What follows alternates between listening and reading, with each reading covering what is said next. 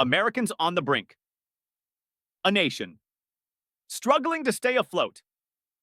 Imagine waking up every morning with a sense of dread, not just from your alarm clock, but from the growing weight of financial stress.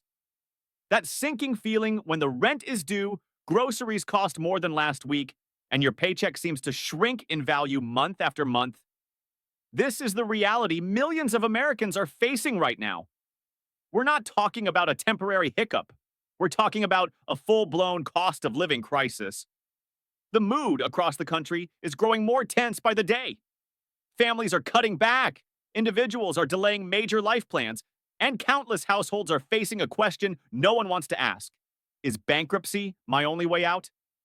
Let's dive into the heart of this crisis and try to understand what's happening, and more importantly, why it's happening now. The pressure cooker. Why Americans are feeling the squeeze. There was a time not long ago when things seemed to be bouncing back. The economy had signs of life, jobs were coming back, and people were starting to breathe a little easier. But fast forward to today, and it's a very different picture. Inflation is relentless. Grocery store receipts are longer, gas stations post prices that make your jaw drop, and even fast food feels like a luxury. Meanwhile, wages just aren't keeping up. The math doesn't work anymore, and people are noticing. More than just noticing, they're worried.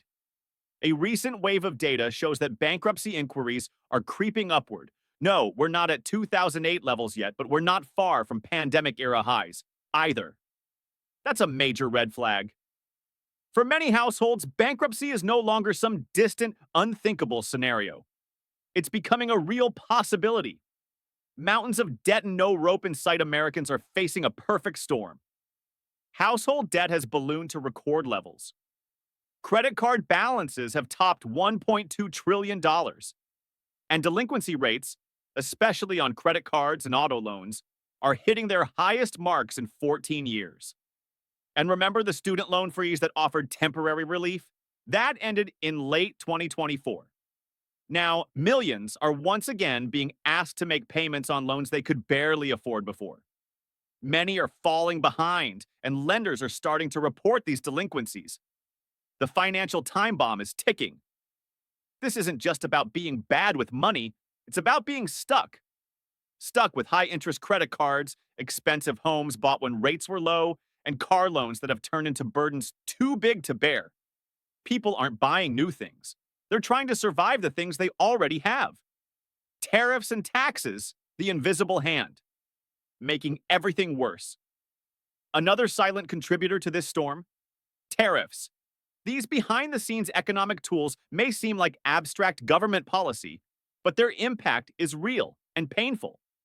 Tariffs are quietly pushing up the prices of food, clothing, construction materials, and everyday goods. It doesn't stop there. The rising cost of living is pushing lawmakers to reconsider how Americans are taxed, especially those on fixed incomes. There's growing pressure on Congress and the administration to eliminate income taxes on Social Security benefits, something that could offer much-needed relief for seniors and retirees. But while tax relief discussions are taking place, what many are really hoping for is a miracle. Another round of stimulus checks. Rumors of a $5,000 check have floated around, sparking hope.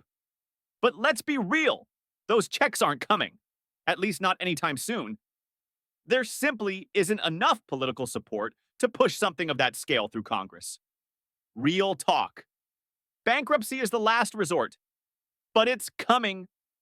Filing for bankruptcy isn't something people do lightly. It's not just for those with a few unpaid bills. It's a last resort when there's no path forward. And right now, more and more people are reaching that point. It's the result of years of living on the edge. When you add up credit card bills, medical debt, student loans, car payments, and a mortgage that's suddenly unaffordable, the outcome becomes painfully clear. Bankruptcy is no longer a rarity. It's a growing reality. Legal data shows that bankruptcy-related legal inquiries have surged.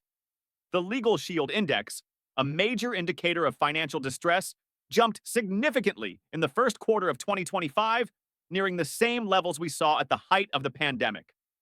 And this is just the beginning. The human cost more than just numbers. What makes this so troubling is the human side of the story. These aren't just numbers, these are people, parents, veterans, students, workers who feel like the American dream is slipping away from them. Imagine someone who's worked 40 years and suddenly finds themselves debating whether to pay for medication or groceries, or a young couple delaying having kids because they can't even afford rent, or the single mom who's maxed out her credit cards just trying to keep the lights on. It's heartbreaking. And it's happening all around us. What can be done? A glimmer of hope. Despite the gloomy picture, not all is lost. The government is actively discussing ways to ease the pressure. That includes expanding the child tax credit, eliminating taxes on Social Security income, and increasing support for low-income and hourly workers, especially those in service industries who rely on tips and overtime. These changes could make a difference, but they take time. And time is something many Americans feel they're running out of. Final thoughts. A nation at a crossroads. We are at a pivotal moment. The cost of living crisis is not just a policy issue, it's a human crisis. Bankruptcy isn't just a legal filing, it's a cry for help. So what can you do? Be aware, be prepared, advocate for smarter policies, and most of all, support each other. Because when one family falls, it affects the entire community. This isn't about politics anymore, it's about people. This chapter in our economic history is painful, yes. But with enough awareness, action, and compassion, we can make it through.